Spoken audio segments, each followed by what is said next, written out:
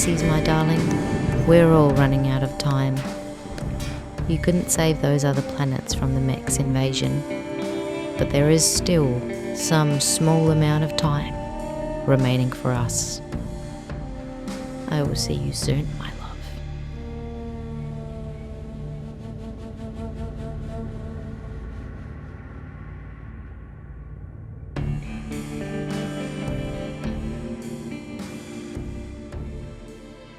Welcome, ladies and gentlemen, back to another Rimworld Odyssey adventure. We're not wasting any time today, as when we left off in our last episode, we had just opened a subterranean vault in search of a grav core that we can use to upgrade our ship. And now we're heading on inside. We've been greeted by a glowing red room littered with scrap metal and ruined bits of machinery. Herman would get straight to hacking into one of the doors we found, while Ulysses, who went into the southern room with Hamilton, would find a psychic insanity lance in one of these glowing crates. He's strapped this ancient piece of archaeotech to his back in hopes that it will come in handy later on. For now though, we will continue to move through these rooms in search of the grav core. Herman had hacked the first door, finding yet another one that he'd need to hack before he can continue moving on. As our two heroes work on hacking these rooms, I want to remind everyone that this is a race against the clock, as the mechanoids will be arriving within the next 5 days. Ulysses and Herman would move into the next room, noticing that it had another crate inside. Although due to rockfalls we couldn't see what was in the corner of the room, but still heard a little beeping. Hamilton had spotted another one of these hunter drones. He would attempt to shoot at it while Ulysses clears the shelf next to it with some blasts. Hamilton is not a great shot, as you can see, but he would eventually land a hit on the hunter drone, which caused it to run at him. It got a quick hit on him, but thankfully Hamilton had heard what happened to Herman when he had met a similar robot. He had been cut up a little bit, but it was worth it since we got to check this crate out, and look what we found. It's one of the new unique weapons in the DLC. This one is a custom LMG known as Cursed Vengeance, and to begin with, it looks the same as any regular LMG, but upon closer inspection we can see that it has customizations, which give it the following abilities: rapid fire, custom grip, and lightweight. Hamilton will equip this for now, but until he improves his shooting ability, I think the upgrades aren't really going to get their full use, so we might give this to someone else at some point. While all this was going on, Herman had finished his hack on the next room, encountering another hunter drone. This time he was not taking any chances, blasting this thing to smithereens before it could even get close. With the danger over for now, we would get back to looting and continuing to look around. Ulysses had also completed his hack now, finding more robotic drones inside, including some of the annoying wasp drones, although these were basically all destroyed when the hunter exploded itself. Thankfully we didn't get hit by the explosion and we could enter the room, finding our grav core, as well as a lot of grav light panels. This bad boy is going to come in hand with extending the ship, as we can use it to construct a range extender. But that's all well and good, however we first have to get out of here. And to do that, we need to get out of here as well, which is a problem when Herman is being attacked by more drones once again. I forgot to give him a melee weapon, so he is quite vulnerable here. Ulysses and Hamilton would sprint up towards Herman after he radioed them, letting them know he was under attack. They would help to destroy the last of the wasp drones before continuing our exploration. In hindsight, it may have been a mistake not to just grab the grav core and get out of there while we can, because as Ulysses went back to the surface to check up on Jenkins, Herman and Hamilton would open another room with some insectoid creatures inside. These nasty little critters would chase us all across the room. We were trying to run while firing our weapons, although some of these small locust bugs can fly around, which makes them really difficult to hit. After running around for a while, Hamilton would go down, as many of the bugs had gotten hits in on him, although in a stroke of luck, Herman killed the last insect just after he had gone down, allowing him to tend to his friend. At this point, Ulysses had come back down to begin hauling everything out that we need on the surface. Although as we were doing this, the ship's sensors had picked up a couple of bandits that were heading towards it. Ulysses would move up towards these scoundrels, hoping to catch them off guard. And catch them he did, blasting at the slower of the two, getting their attention. He would begin to retreat back towards the entrance of the bunker as he landed enough shots to kill the one he'd been shooting, which caused the other to flee. Herman during this commotion was getting ready to tend to Hamilton as he had taken some significant damage from the bug onslaught. Thankfully, he had found some high-grade medicine in the bunker. Ulysses would bring the grav core up, realizing that keeping everybody safe is more important than any of the other loot down there. We would carry Hamilton back to the ship and begin loading everything that we'd found here in anticipation of the mechanoid's arrival. We've got everything that we came here for, so if nothing else, we can leave the moment the mechanoids begin to drop in. Once again, there was a little day of micromanagement here as Ulysses and Hamilton both got infections from their time in the bunker, although thankfully with some good medicine and Herman's Preach health boost, we managed to save everyone from death. Hamilton was a little over-eager during his recovery though, deciding to bring the grav core in before falling down to the ground. I think he was just exhausted from combating his infection. But with the grav core secured and him resting up, we would go about gathering the final resources we needed before making our next grav jump. Thanks to some things being moved into the new bedrooms, we had some extra space for shelving, meaning that we had no issues loading all the rice, steel, and other valuable resources onto the ship. The clock is ticking though, and we want to bring as much with us as possible. Food and supplies are not easy to come by, especially when you're constantly adventuring. And as the sun rose on a new day, we would bring Jenkins into the ship, making sure to bring him along with us as we care about him, we want him to join us. And right on cue, here come the mechanoids. Massive centipedes equipped with miniguns would emerge from their pods, beginning to fire at the Outlanders who were here to trade with us. Our crew was the last one to jump in, she's obviously the bravest of us, but the second that she was safe within the ship's walls, Ulysses and Herman would rush to the pilot's console. Sorry Outlanders, we wish we could save some of you, but best of luck with the mechanoids.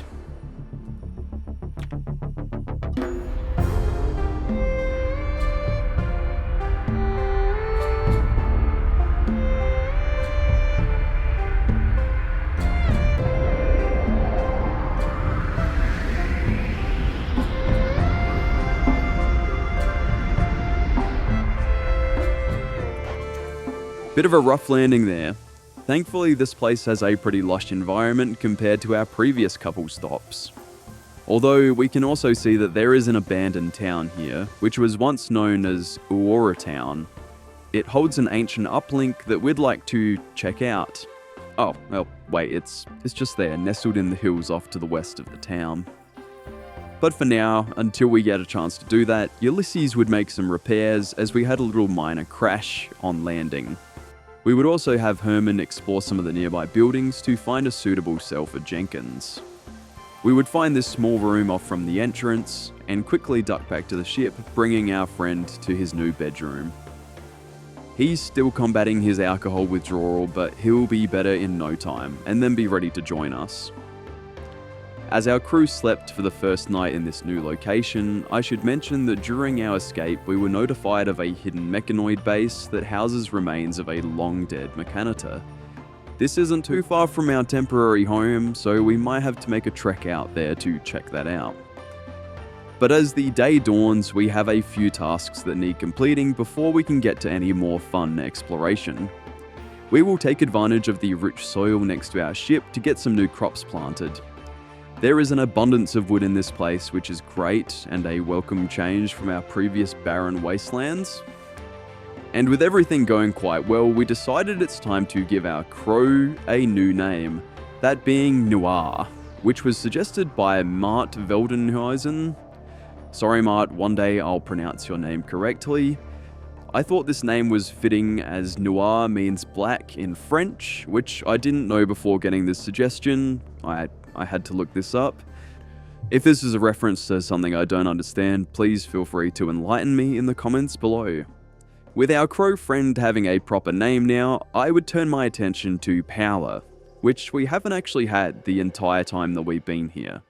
Because of this, I would have Herman construct a wood fire generator at the front of the ship, and also add some extra furniture to the bedrooms to upgrade them a little. We would run out of steel as we were working on the power conduits, so I had Hamilton go out searching for some steel, and he would find this vein that he would begin to mine. I think the ship is really coming together nicely now that we've finished off the power conduits. I think having the dark light lamps as well really works. The light blue fits the theme, since it's also the colour that the grav light gives off itself. We had a bulk goods trader come by, and since our buddy Jenkins is close to recovering from his alcohol addiction, we'd look to recruit him in the not too distant future. What does that have to do with the bulk goods trader, you ask? Well, we purchased some clothes in exchange for our death rest serum, and some assorted leathers that we'd collected. So now when Jenkins is recruited, he will actually have some clothes to wear, and he's not naked when we send him out to kill mechanoids. But there will be no mechanoid destroying if we can't first fight off this band of Scaria-infected porcupines. They would run through a bushfire to get to us. This bushfire was courtesy of Hamilton and a mad boom rat. We are determined not to get stabbed by their quills. We could get infected if they managed to get a good jab in. I wasn't sure where some of them were going. They didn't seem to be coming for our main colonists. I soon realized that one of them was actually after Jenkins, for whatever reason. Who am I to question these insane porcupines? Maybe he had some sort of vendetta against Jenkins, or something like that. Who knows? Regardless, we would put him down and promptly tend to Jenkins, who got a good poking with the quills. Ulysses would come in the next day to help pull all the spikes out that were lodged in his various body parts. I wanted to stop here for a second amongst all of the action to just show off something really cool with the 1.6 update. That being these coloured plans. You can see the extension that I'm planning for the grav ship, as well as where we'll be putting a little barracks, as all of the beds are marked in red. We will need to once again protect ourselves though if we want to do this base extension, as we have some filth crew waster pirates attacking. Ulysses was on a sad wander, so Herman and Hamilton would have to take them on alone. Choosing to go to the northern group first, they kept throwing these toxic canisters at us, which we would continuously dodge while getting shots in where we could. This actually worked pretty well, as we were in an open space, which helped us not breathe any of the toxic gas in either. We would strip these fools of their belongings once we were finished, before we moved on to the southern group of raiders. We could only see one enemy to begin with, so we peppered him with some bullets. He had gone down really quickly, so his buddy showed up. She began running for us, but was downed quickly too. I was excited seeing her stats. A great plants character is just what we need for our crew.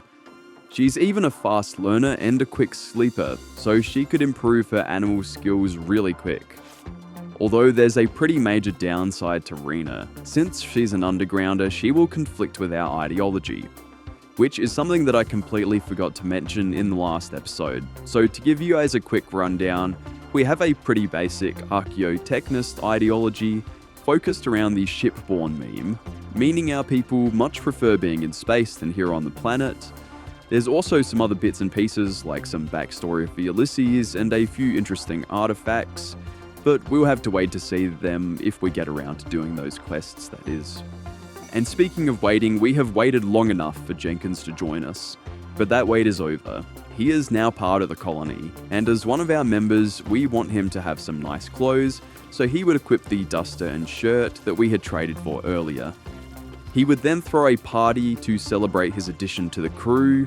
We are looking forward to all the journeys we will share as a group in the not too distant future. I am pretty sure these guys are all pretty friendly with each other, which is lovely to see in the colony. With our new member, of course, we will need more space on the ship, hence we're building a new extension to the front, which we planned for earlier. We also decided it was time to use the grav core we'd found to build a grav field extender, which will let us complete the nose of the ship as it extends the capacity of the grav engine. The new front room here on the nose cone will become a fridge to store all of our rice and other types of foods, which is much needed, while the other big room is going to be turned into a barracks, as we discussed a little earlier. Things are really beginning to come together nicely, I think. I started this series with a bit of a harder scenario. It was perhaps a little bit too difficult in hindsight, and it's taken us the better part of 2 episodes to put together a decent squad, But now we have a pretty concise group of characters that I think are really going to gel going forward, especially since they've already been through a lot of hard times together. They will have a great chance to continue growing as a team as we've begun exploring one of the nearby buildings, which we've started just in time, as the mech hive appears to have once again located our grav ship, meaning that we will need to be out of here within the next 15 days or so. We would clear a lot of this structure before hearing Rena yell out. She had awoken a pair of sleeping mechanitor.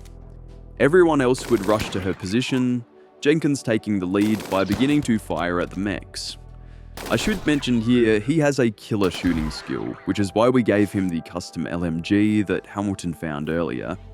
Thankfully, having killed the first couple of bots, we would move on to the next room as a group, finding several more, which would quickly begin bashing with our hammers, axes and spears before eliminating the threat entirely.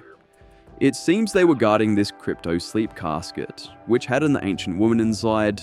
We're just gonna let her leave though. Jenkins would return a little bit later as everybody else had gone back to heal, finding this strange Federation map of Padelda inside the safe that was being guarded by the first mechanoids. Apparently this map is supposed to lead to some sort of quest, but we'll have to wait to investigate the map closer as we have a band of impids from the impid tribes nearby that have come to attack us. They might have just been here to loot the town like us. Regardless, we would run into each other. Their bows and arrows were massively inferior to our guns and bullets, but the fire that they were spewing everywhere had evened the battle quite a bit.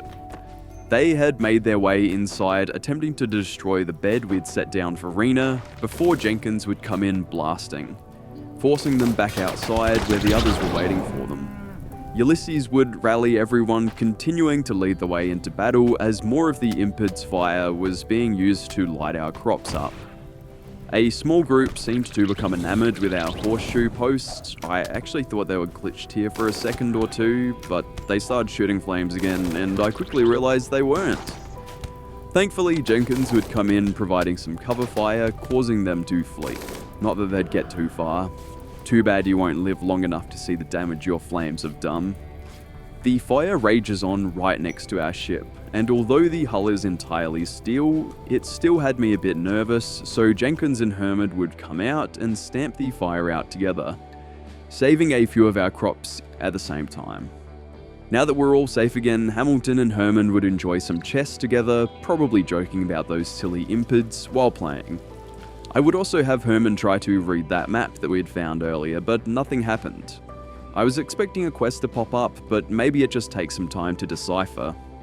Guess for now we'll have to make our own quest. Sort of. We're on our way out to go check out that ancient mechanitor base nearby. Hamilton, Jenkins and Rena are off to investigate, and it would take them about a day or so to travel there. Thankfully, we've got plenty of time before the mechanoids attack our current location, and even if they do, Ulysses can always just jump over to the mechanitor complex. Searching through the mostly empty building, all we would really find are some old, long-forgotten machines that appear to have not been used for many years. We would stumble across a much larger room with some sort of casket in it and some other interesting rusted machines. But before stopping to properly inspect these, we'd decide to clear the rest of this facility as we want to make sure that there's nothing here. We then heard a noise outside. It's a little mechanitor that's dropped with a shotgun and a dream. A dream of blowing our heads off, that is. We would check the casket knowing that something is coming for us outside, finding the mechanitor inside, with his mech link still intact inside his head. We would then step out into the hallway searching for our attacker, and he was quite the underwhelming foe. This poor little guy never really stood a chance. Let's get this guy's body out of here quick, as it looks like the facility is trying to self-destruct now. A couple days later, when our convoy arrived back, Ulysses would prepare a grave for our mechanitor friend. We had stripped the mech link from his brain, so the least we could do is give him a proper final resting place. Rest up, buddy. This is a much more dignified resting place than that dirty complex you were in before. But with that, we'll end the episode by accepting this quest from Justin Bryson. That was a name. Bit of a tongue twister, really. Anyway, he wants us to guard a distant survey location while he goes off and does something else. But more importantly, he is going to give us a grav core in exchange for our services, which is pretty good. I'm looking forward to seeing you all then. I've already recorded most of episode 3 at the time of finishing this episode, and it looks like probably in episode 4 we'll be back in space and doing some more interesting stuff, checking out a lot of the newer stuff in the DLC. I hope you're all enjoying as well, and please check out the mod pack if you are interested. I'm continuing to update it as I play and as new mods come up on the workshop for 1.6. But I'll see you all next time. Goodbye.